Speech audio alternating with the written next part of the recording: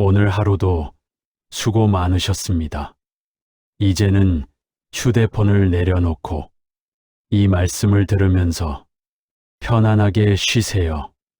오늘은 재정 때문에 마음이 무거운 분들에게 꼭 들려드리고 싶은 말씀 이야기가 있습니다.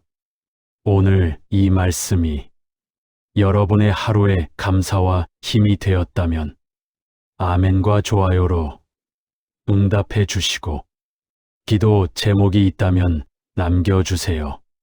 함께 기도드리겠습니다. 주여, 지금 이 시간 하나님의 사랑하는 자녀의 모든 문제가 해결되길 예수님의 이름으로 기도드립니다. 아멘. 지금 이 시간, 이 영상을 틀어놓고 누워 계신 여러분, 혹시 오늘도 돈 걱정 때문에 눈이 말똥말똥하신 건 아닌가요? 아니면 낮 동안 마음 한켠에 무거운 짐을 얹고 하루를 보내셨나요? 그 마음을 저는 너무나 잘 압니다. 목사로서 수십 년 동안 성도님들 곁에 앉아서 그 이야기를 들어왔거든요. 재정 문제만큼 사람을 무너뜨리는 게 없습니다. 단순히 돈이 없는 게 아니라 그 불안함이 마음 깊은 곳까지 파고들어서 기도도 안 되고 잠도 안 오고 밥도 잘 안 넘어가는 그런 상태가 되는 거죠. 제가 오랫동안 목회를 하면서 만났던 성도님들 중에 재정 문제로 진짜 힘들어하신 분들이 참 많았습니다. 그분들의 이야기를 들으면서 저도 함께 울었던 기억이 납니다. 새벽 기도를 나오셨는데 눈이 벌겋게 부어 있으셨어요. 밤새 우셨다는 거, 표시가 다 나는 거죠. 기도 시간에 무릎을 꿇으시면서 어깨가 계속 들썩이셨어요. 소리도 내지 못하고 그냥 흐느끼시는 거예요. 그게 얼마나 마음이 아팠는지 모릅니다. 하나님 앞에 엎드리는 것 말고는 달리 방법이 없다는 걸 아셨기 때문에 그 자리에 나오신 거잖아요. 재정 걱정이 왜 이렇게 사람을 힘들게 하는 걸까요? 그건 단순히 물질의 문제가 아니기 때문입니다. 재정 문제는 내 가족의 안전, 내 아이들의 미래, 내 노후의 불안, 이 모든 것들이 한꺼번에 흔들리는 느낌이거든요. 카드값이 걱정되는 게 아니라 내가 가족을 지킬 수 있을까 하는 두려움인 거예요. 내가 제대로 된 사람인가 하는 자존감의 문제이기도 하고요. 그러니 잠이 올 수가 없는 겁니다. 제가 알던 박 집사님 이야기를 잠깐 해드릴게요. 집사님은 작은 건설, 자재 관련 사업을 하셨어요.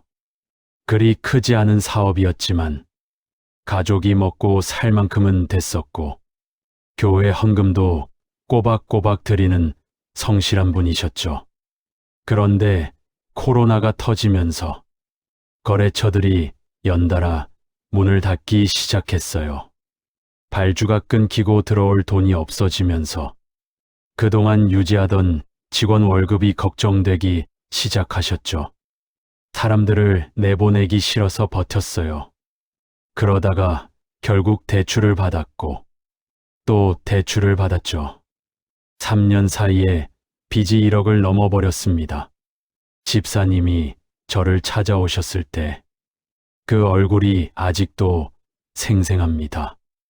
원래 참 넉넉하게 웃으시던 분이셨는데 그날은 눈빛이 완전히 꺼져 있으셨어요. 말씀을 하시다가 중간에 멈추시고 그냥 고개를 숙이셨어요. 한참 후에 목사님, 저 요즘 새벽에 눈이 떠지면 그냥 누워서 천장만 보고 있어요. 얼마나 남았나 손가락으로 계산을 해보는데 도저히 방법이 안 보여요. 라고 하셨어요. 그 말 한마디에 얼마나 많은 밤들이 담겨 있는지 느껴졌습니다. 재정의 어려움 앞에서 우리는 아주 쉽게 고립됩니다. 교회에서도 웃고 있지만 속은 무너지고 있는 거예요. 남편한테도 말 못하고 아내한테도 말 못하고 혼자 끌어안고 밤을 새우는 거죠. 가장의 무게라는 게 이렇게 무거운 겁니다. 여성분들도 마찬가지예요. 살림을 책임지는 분들이 장바구니 앞에서 계산기를 두드리다가 눈물이 나는 그 순간들이 있잖아요. 그 마음을 하나님이 모르실까요? 절대 모르실 리가 없습니다. 오늘 이 영상을 보시는 여러분 중에 지금 그런 마음인 분이 계실 거예요. 카드 명세서가 무서운 분, 사업이 안 풀리는 분, 월급날이 기다려지지 않는 분, 아이 학원비가 걱정되는 분, 그 마음을 오늘 밤 말씀 앞에 내려놓으셨으면 합니다. 내려놓으라는 게 무책임하게 걱정하지 말라는 뜻이 아닙니다. 그 짐을 혼자 들고 있지 말고 하나님께 가져가자는 거예요. 밤새 걱정한다고 해서 은행 잔고가 늘어나는 건 아니잖아요. 새벽 2시에 천장을 보면서 이래도 안 되고 저래도 안 된다. 머릿속으로 아무리 계산을 해봐도 돈이 생기는 게 아니잖아요. 오히려 그 불안이 마음을 더 조이고 몸을 더 지치게 만들 뿐입니다. 그래서 하나님이 말씀하시는 겁니다. 아무것도 염려하지 말라고요. 이 말씀이 처음에는 너무 쉽게 들려서 상처가 되기도 해요. 내가 이 상황에서 어떻게 걱정을 안 하냐고요. 그런데 이 말씀의 진짜 의미는 걱정 자체를 없애라는 게 아니에요. 걱정을 들고 하나님 앞에 오라는 겁니다. 사랑하는 여러분, 오늘 밤 이 시간 여러분의 재정을 놓고 있는 그 불안한 마음을 잠시 내려놓아 보세요.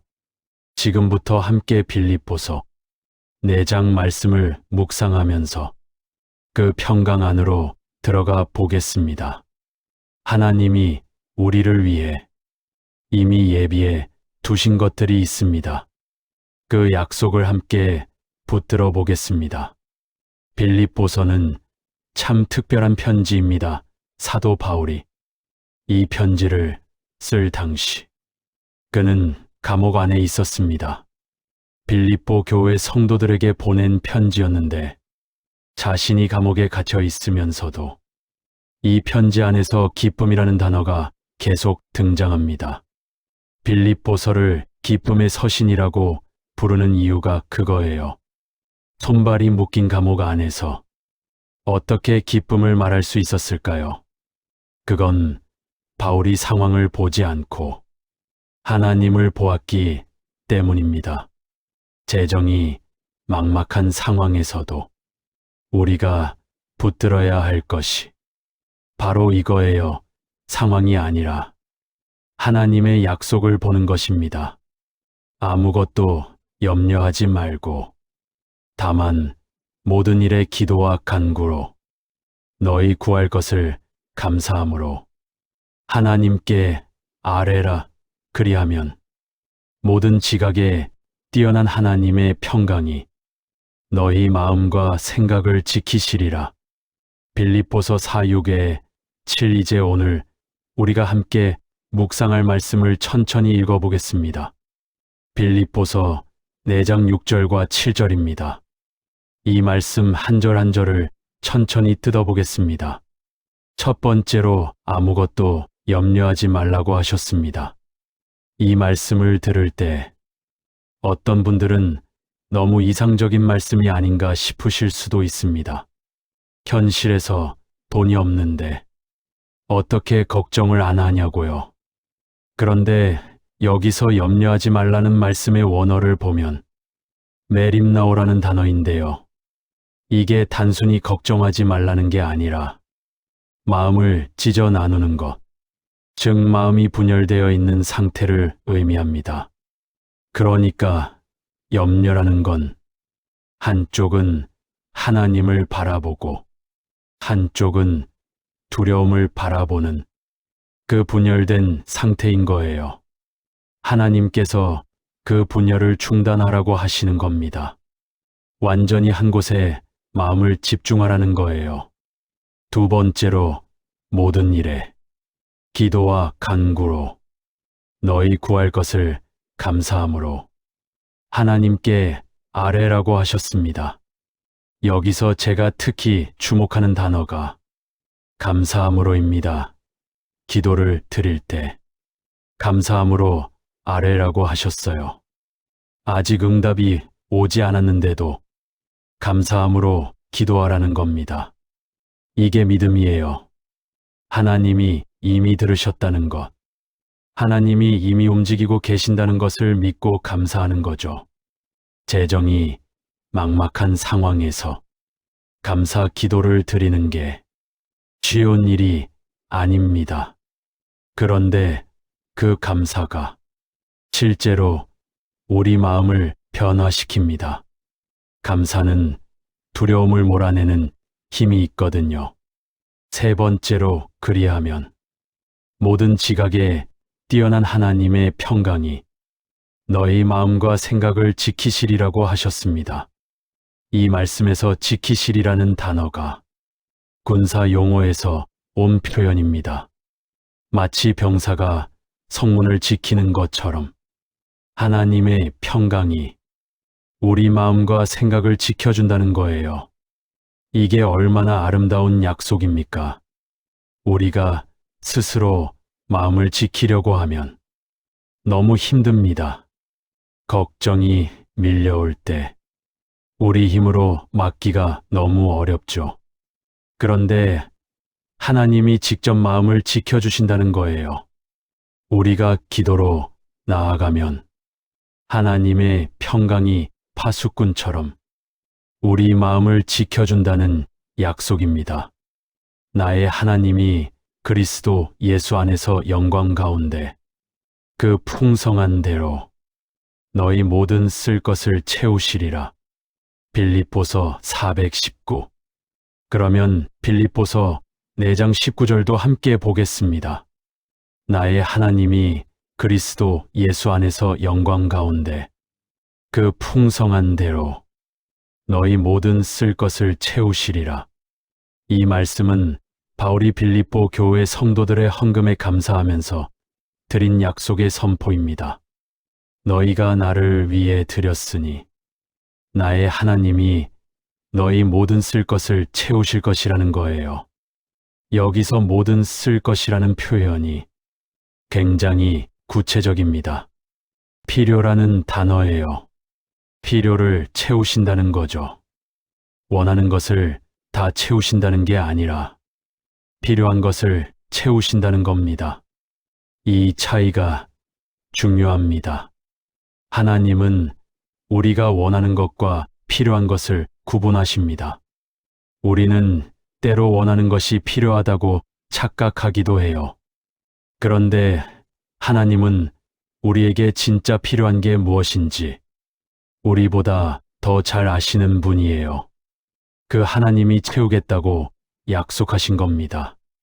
그것도 그냥 채우는 게 아니라 그 풍성한 대로 채우신다고 하셨어요. 하나님의 풍성함은 우리의 상상을 훨씬 뛰어넘습니다. 하나님의 창고는 절대 비는 일이 없거든요.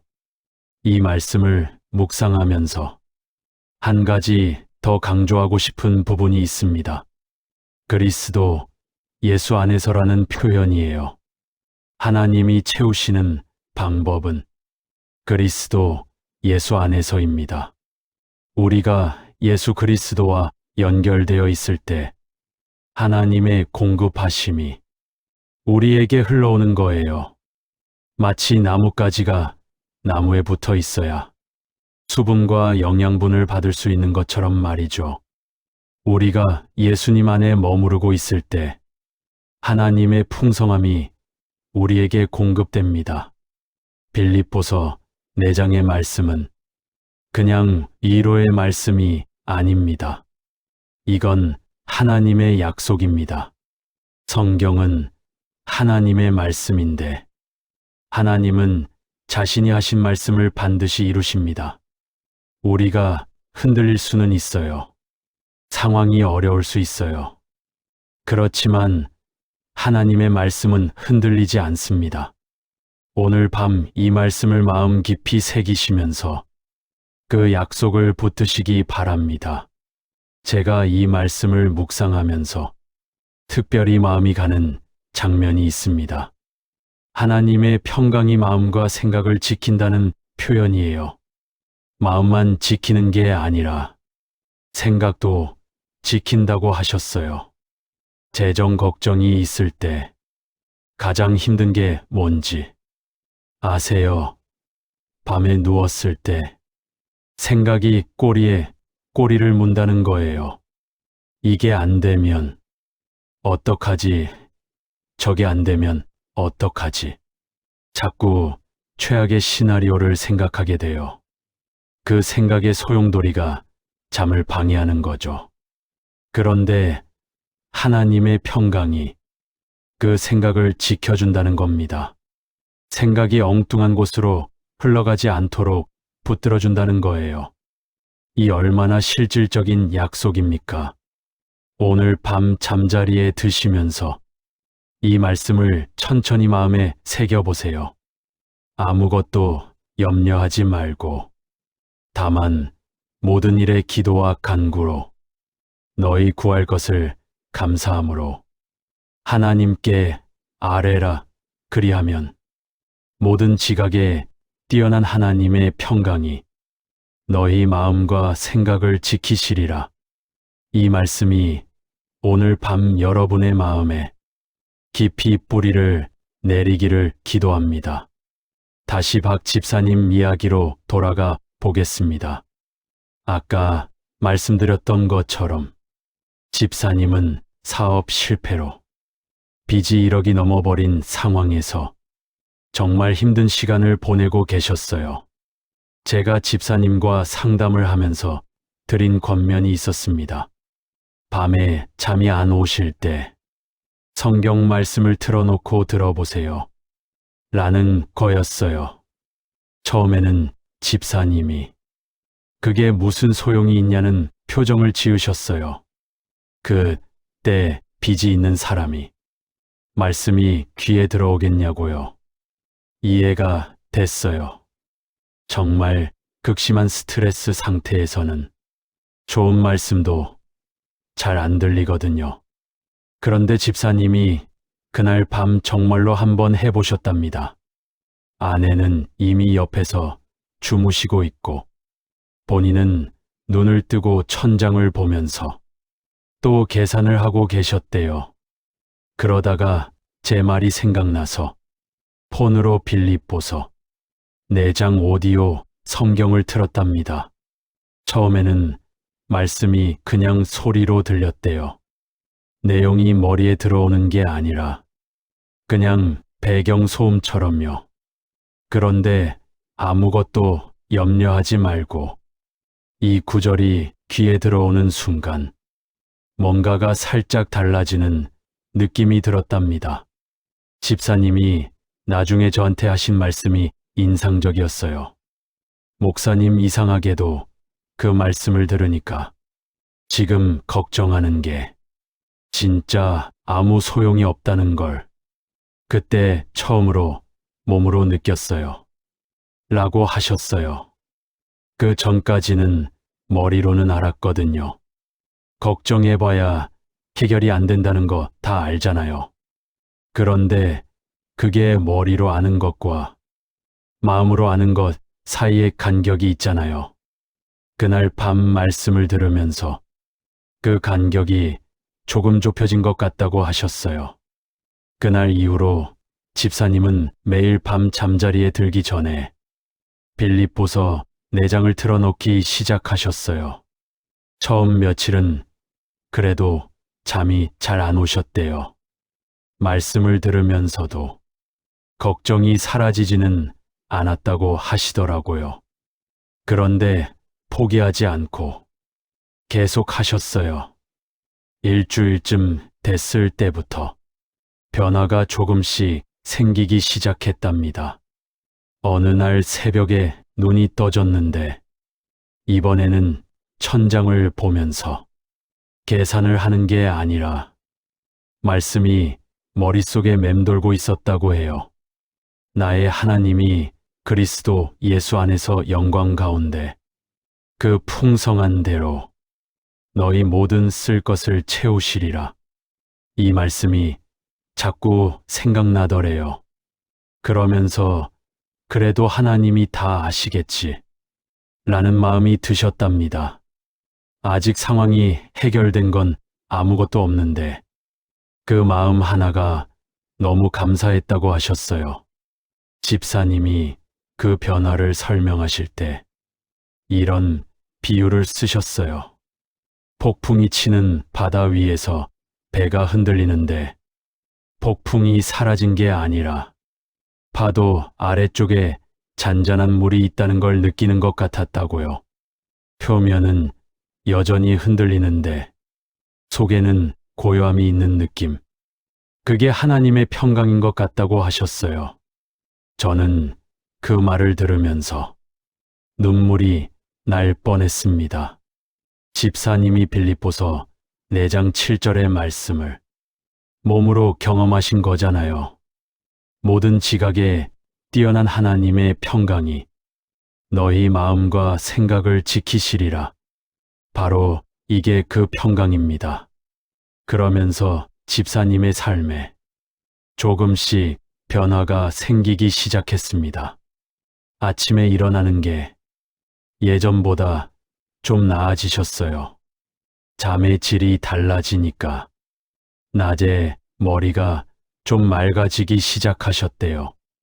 머리가 맑아지니까 생각이 조금 더 선명해졌고요.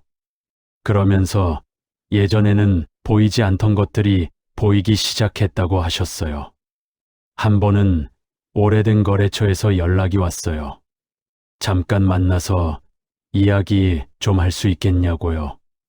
예전 같으면 그냥 일상적인 연락으로 넘겼을 텐데 집사님이 이번에는 그 연락에 응하셨대요. 만나서 이야기를 들어보니 그 거래처에서 새로운 프로젝트를 시작하는데 집사님 회사에 납품을 맡길 수 있을 것 같다는 거였어요.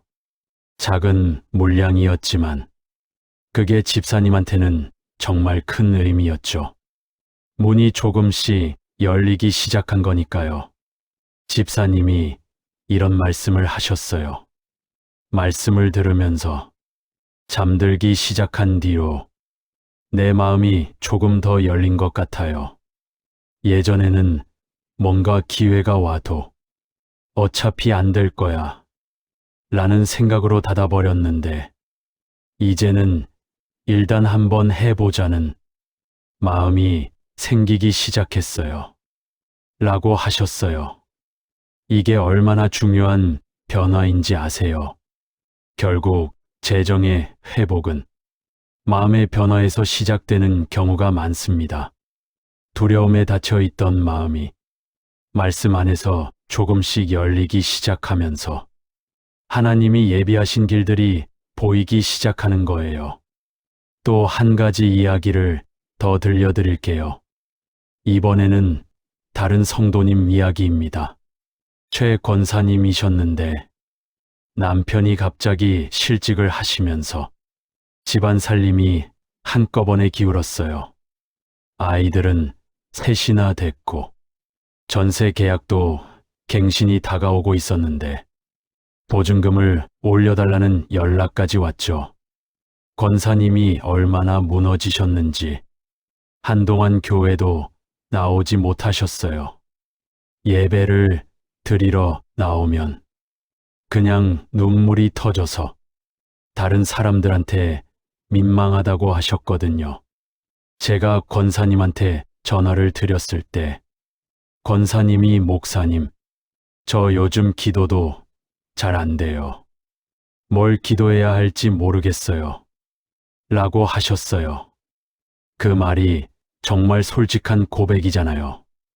우리가 너무 힘들 때는 기도 자체가 힘든 때가 있거든요. 말이 안 나오는 거예요. 그래서 제가 말씀드렸습니다.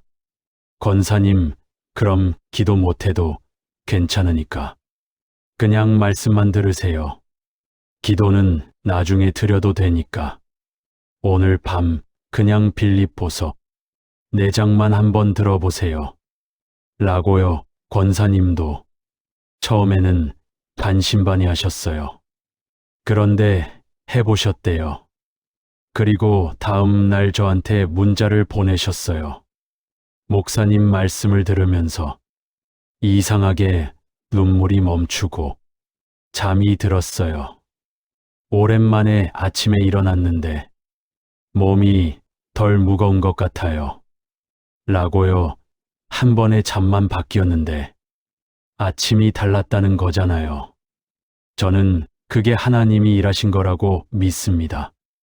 말씀 앞에서 우리가 항복할 때 하나님이 들어오시는 거예요. 여러분 지금 이 시간 어떠세요? 말씀을 들으면서 마음이 조금 내려앉으시는 분 계세요. 그게 바로 하나님의 평강이 임하시는 거예요. 억지로 평안하려고 하지 않아도 됩니다. 그냥 말씀 앞에 마음을 열고 누워 계세요. 하나님이 지금 여러분의 마음을 지켜주고 계십니다. 빌립보서 4장의 말씀에는 또 하나의 중요한 구절이 있습니다. 8절이에요.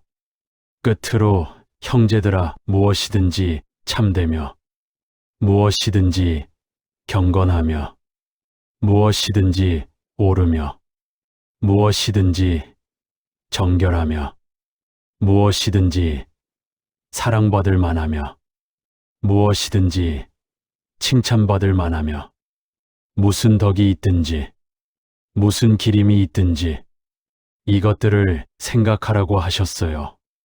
재정의 어려움을 말씀하시다가 왜 갑자기 이런 말씀을 하셨을까요? 저는 이 연결이 정말 의미 깊다고 생각합니다. 우리의 생각이 우리의 삶을 만들어 가거든요. 재정이 어렵다고 해서 내 생각까지 빈곤해질 필요는 없습니다.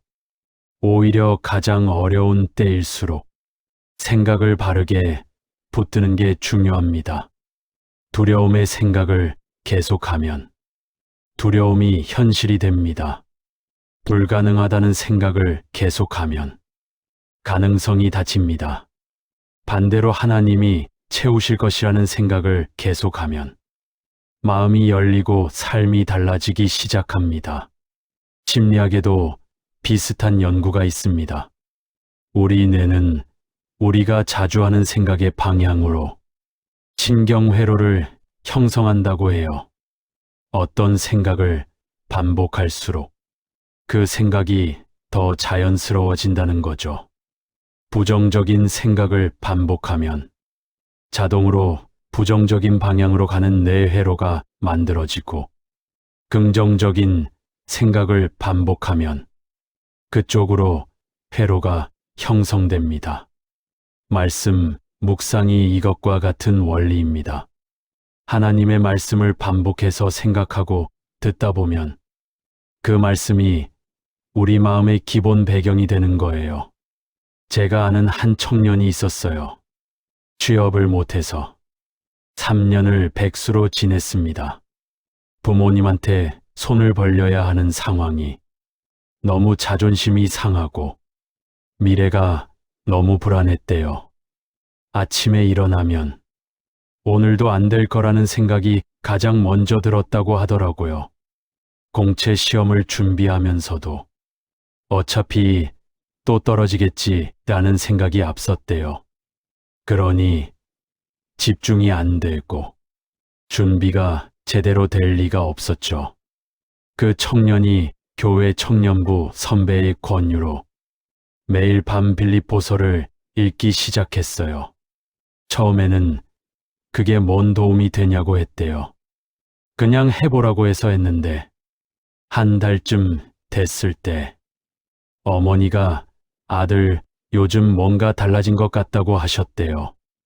뭐가 달라졌냐고 하니까 아침에 일어나는 표정이 달라졌다는 거예요. 예전에는 일어나는 것 자체가 힘겨운 표정이었는데 요즘은 그냥 일어난다는 거죠. 그 청년이 결국 취업에 성공했습니다.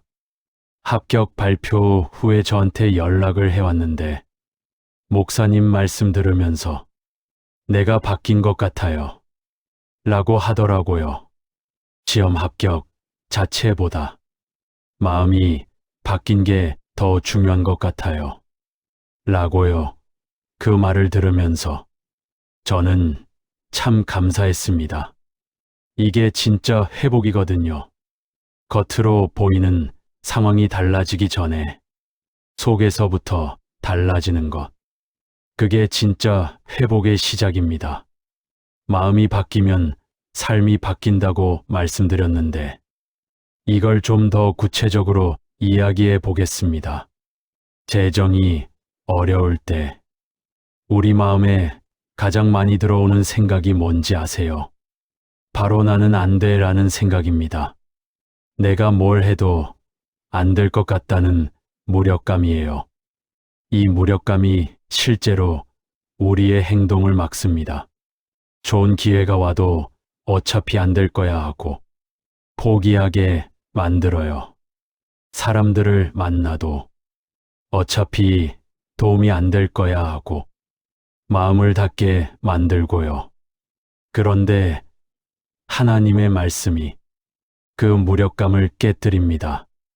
나의 하나님이 그 풍성한 대로 너희 모든 쓸 것을 채우시리라. 이 말씀이 마음에 들어오면 어차피 안 될 거야 가 아니라 하나님이 방법을 주실 거야 로 바뀌기 시작합니다. 그 생각 하나가 달라지면 행동이 달라지거든요. 박 집사님 이야기로 다시 돌아가 볼게요. 집사님이 말씀을 들으면서 잠들기 시작한 지 2달쯤 됐을 때 한 가지 결심을 하셨대요. 오래된 지인 중에 비슷한 업종에서 일하는 분이 있었는데 그분한테 연락을 드려봐야겠다는 생각이 드셨대요. 예전에는 빚진 상황이 부끄러워서 연락을 못 하셨거든요. 괜히 도움 요청하는 것 같아서 자존심이 허락하지 않았던 거죠. 그런데 말씀을 듣고 마음이 조금 안정된 뒤로 그 자존심의 벽이 조금 낮아지셨대요.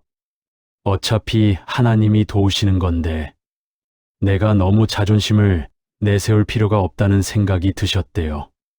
그래서 용기를 내서 연락을 드렸는데 그분도 마침 도움이 필요한 상황이셨어요. 서로 협력 관계를 맺을 수 있게 된 거죠. 이게 우연일까요? 저는 아니라고 생각합니다. 하나님이 이미 예비해 두신 길인데 집사님의 마음이 열렸을 때 비로소 그 길을 걸어 들어갈 수 있었던 거예요.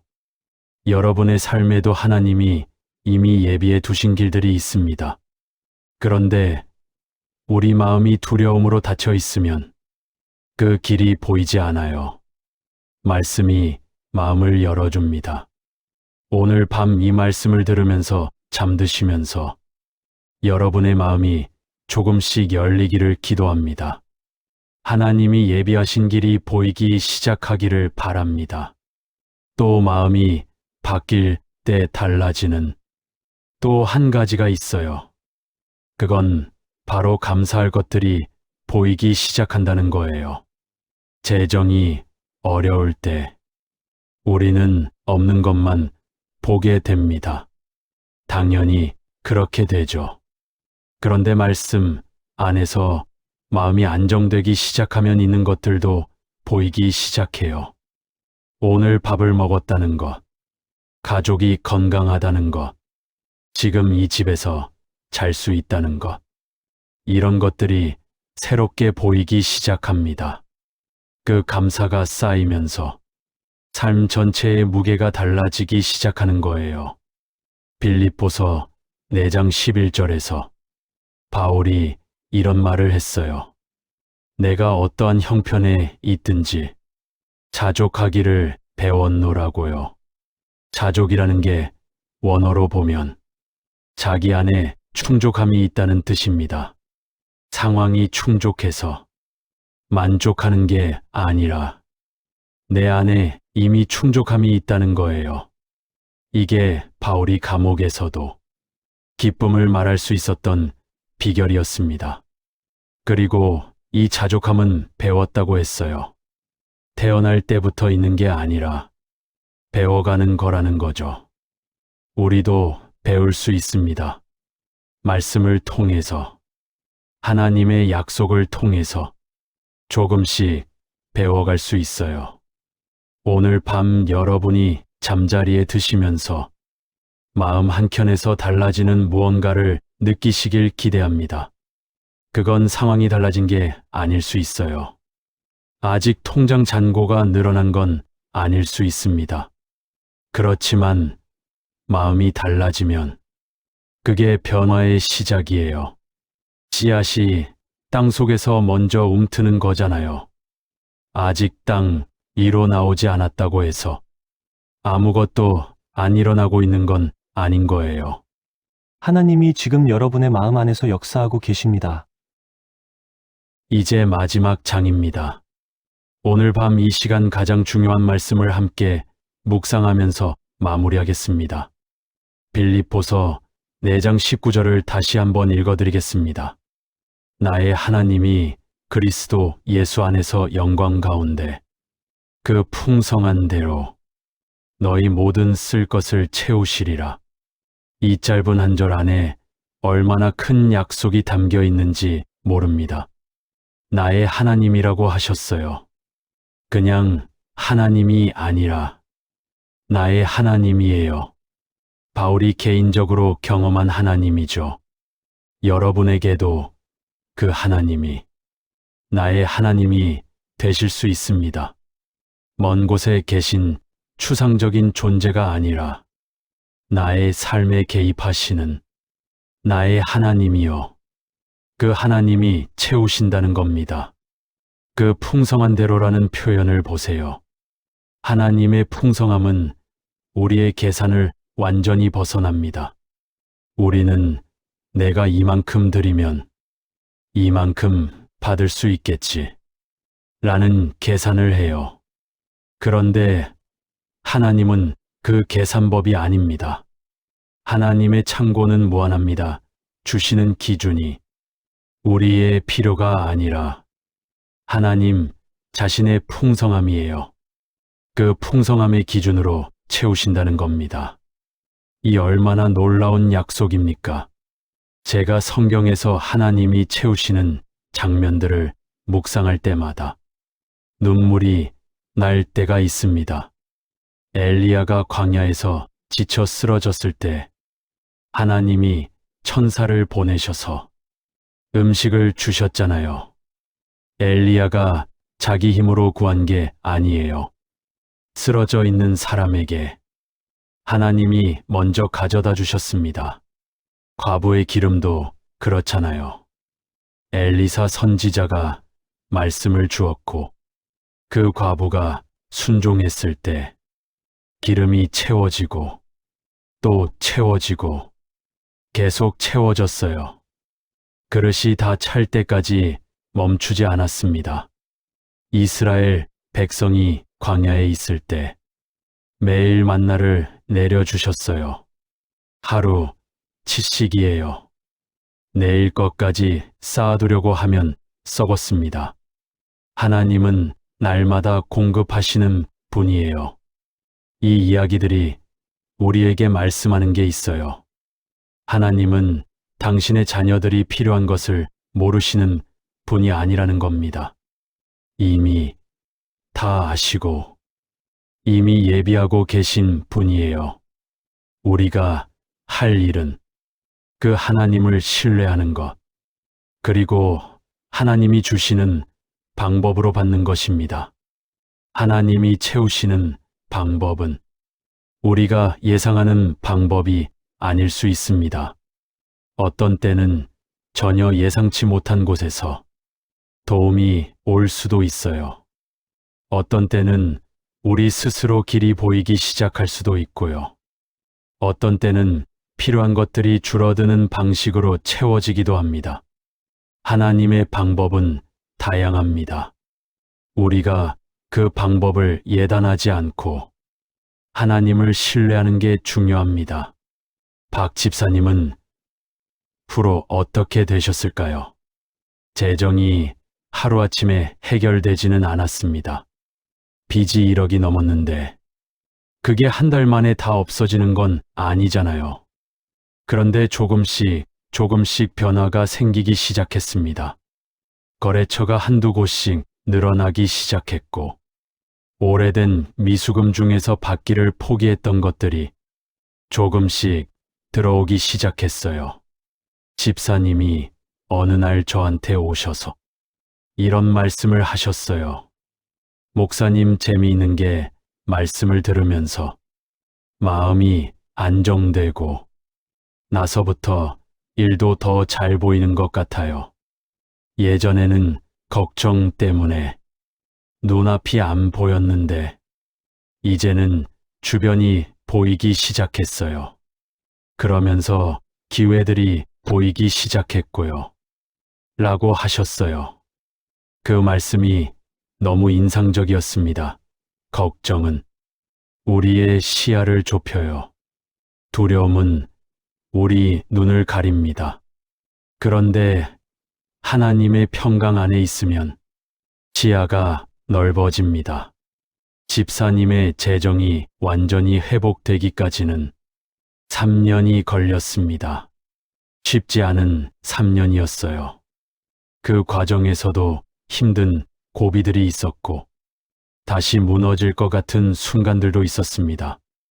그런데 집사님이 그 시간들을 버틸 수 있었던 힘이 뭔지 아세요? 매일 밤 말씀을 들으면서 잠드는 그 시간이었습니다. 그게 집사님의 마음을 붙들어 주었어요. 그게 다음 날 일어나게 해 주었고요. 하루하루가 쌓여서 3년이 됐고 3년이 지났을 때 빚이 다 정리가 됐습니다. 집사님이 저한테 오셔서 목사님, 빌립보서 4장 말씀이 진짜였어요.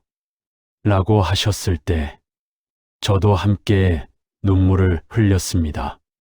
사랑하는 여러분, 오늘 밤 이 말씀을 마음에 새기면서 잠드시기를 바랍니다. 아무것도 염려하지 말고 다만 모든 일에 기도와 간구로 너희 구할 것을 감사함으로 하나님께 아뢰라. 그리하면 모든 지각에 뛰어난 하나님의 평강이 너희 마음과 생각을 지키시리라. 그리고 나의 하나님이 그리스도 예수 안에서 영광 가운데 그 풍성한 대로 너희 모든 쓸 것을 채우시리라. 이 말씀이 오늘 밤 여러분의 베개 위에 놓이기를 바랍니다. 눈을 감으시면서 이 말씀을 생각하세요. 하나님이 나의 모든 쓸 것을 채우신다. 내가 걱정하지 않아도 하나님이 아신다. 하나님의 평강이 내 마음을 지켜주신다. 여러분의 상황이 지금 당장 달라지지 않을 수도 있습니다. 통장 잔고가 내일 아침에 갑자기 늘어나지 않을 수도 있어요. 그렇지만 오늘 밤 하나님의 말씀이 여러분의 마음 안에 들어오는 건 달라집니다. 그 씨앗이 심어지는 거예요. 그리고 그 씨앗이 자라면서 여러분의 삶을 변화시켜 나갈 겁니다. 하나님은 당신을 사랑하십니다. 재정이 넉넉할 때만 사랑하시는 게 아니에요. 빚이 있을 때도, 사업이 안 풀릴 때도, 통장이 비어 있을 때도 하나님은 여러분을 사랑하십니다. 그 사랑은 변하지 않아요. 오늘 밤 그 사랑 안에서 편안히 쉬시기를 바랍니다. 재정 걱정을 오늘 밤만큼은 하나님께 드리세요. 하나님, 제가 다 해결할 수 없습니다. 제 힘으로는 방법이 안 보입니다. 하나님이 아시고 하나님이 채우실 것을 믿습니다. 이 기도 한마디를 마음에 담으시고 편안히 눈을 감으세요. 하나님이 오늘 밤 여러분의 잠을 지켜주실 겁니다. 내일 아침 눈을 뜰 때 오늘 밤보다 조금 더 가벼운 마음으로 일어나실 수 있기를 기도합니다. 하나님이 함께 하시니 두려워하지 마세요. 하나님이 붙들고 계시니 안심하세요. 오늘 밤 이 말씀과 함께 편안히 쉬세요. 나의 하나님이 그리스도 예수 안에서 영광 가운데 그 풍성한 대로 너희 모든 쓸 것을 채우시리라. 빌립보서 419 아멘.